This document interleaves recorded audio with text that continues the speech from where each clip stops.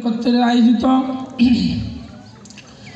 আজকের সুধী সমাবেশের সম্মানিত সভাপতি ভরতকালী ইউনিয়নের সংগ্রামী আমির মৌলানা আব্দুল হান্নান, আজকের সুধী সমাবেশের সম্মানিত প্রধান অতিথি বাংলাদেশ জামাত ইসলামী কেন্দ্রীয় শুরা সদস্য গাইবান্ধা জেলা শাখার সংগ্রামী আমির মৌলানা আব্দুল করিম, আজকের সুধী সমাবেশের সম্মানিত বিশেষ অতিথি গাইবান্ধা জেলা শাখার সংগ্রামী নায়েবে আমির, সাগাটা উপজেলার কৃতি সন্তান বীর মুক্তিযোদ্ধা আব্দুল ওয়ারেস, আজকের সুধী সমাবেশের সম্মানিত বিশেষ অতিথি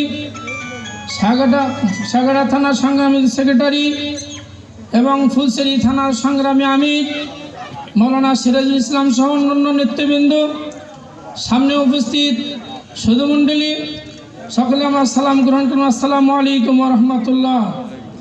আল্লাহর দরবারে শুকরিয়া আদায় করছি। আমাদের হৃদয়ের সমস্ত ভালোবাসা দিয়ে খোলা আসমানের নিচে উন্মুক্ত ময়দানে আল্লাহর দরবারে শুকরিয়া আদায় করছি। আলহামদুলিল্লাহ। দরুদ সালাম আল্লাহ রাসূল সাল্লাল্লাহু আলাইহি সাল্লামের শানে দরুদ সালাম পেশ করছি। সবাই বলেন সাল্লাল্লাহু আলাইহি সাল্লাম। আল্লাহর দরবারে শুকরিয়া আদায় করার জন্য, রাসূল সাল্লাল্লাহু আলাইহি সাল্লামের শানে দরুদ পেশ করার জন্য বিগত 16 বছর ধরে যারা আমাদেরকে বঞ্চিত করে, বিগত 16 বছর ধরে যারা আমাদেরকে বঞ্চিত করে, তারা তাদের বাপের নাম, তারা তাদের পরিবারের নাম উচ্চারণ করতে করতে আমাদের অন্তর থেকে আল্লাহ এবং রাসূলের নাম মুছে ফেলে দেওয়ার জন্য চেষ্টা করেছিল। আজ আল্লাহ তাআলা তাদের অন্তর থেকে আল্লাহ এবং রাসূলের নাম মুছে দিয়েছে। সংগ্রামী সাথী বন্ধুগণ, আওয়ামী লীগ ফ্যাসিস্ট সরকার বিগত 16 বছরে আমাদেরকে মুক্ত ময়দানে কথা বলতে দেয় নাই, আমাদেরকে চাকরি হতে দেয় নাই, বিগত 16 বছরে আমাদেরকে চাকরি করতে দেয় নাই, বিগত 16 বছরে আমাদেরকে কোরআন এবং হাদিসের কথা বলতে দেয় নাই। আমাদের দিনী ভাইদেরকে নির্মমভাবে লাঠিচার্জ করে পঙ্গুত্ব করা হয়েছে। আমাদের দিনী ভাইদেরকে নির্মমভাবে নির্যাতন করে গুলি করে হত্যা করেছে। আপনারা দেখেছেন বৈষম্য ছাত্র আন্দোলনকারীদেরকে নির্মমভাবে পাখির মতো গুলি করে হত্যা করা হয়েছে।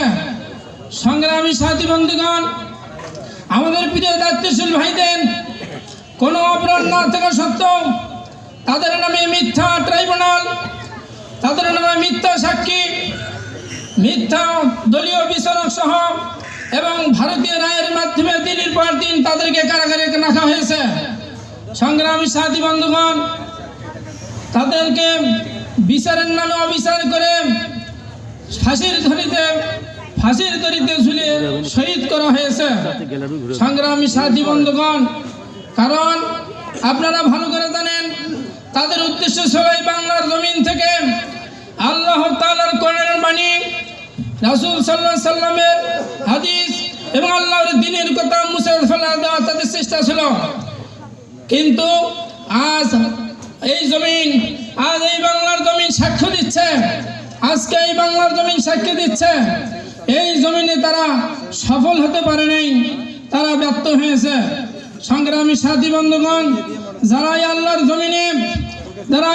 জমিনে আল্লাহর দ্বীনের কথা নিষিদ্ধ করেছিল, আজ তারাই এই বাংলার জমিন থেকে নিষিদ্ধ হয়ে গেছে।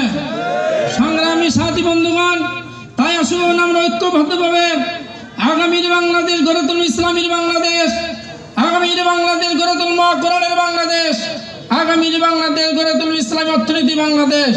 সবাইকে ধন্যবাদ জানিয়ে আমি আমার সংক্ষিপ্ত আলোচনা শেষ করছি। আসসালামু আলাইকুম ওয়া রাহমাতুল্লাহ।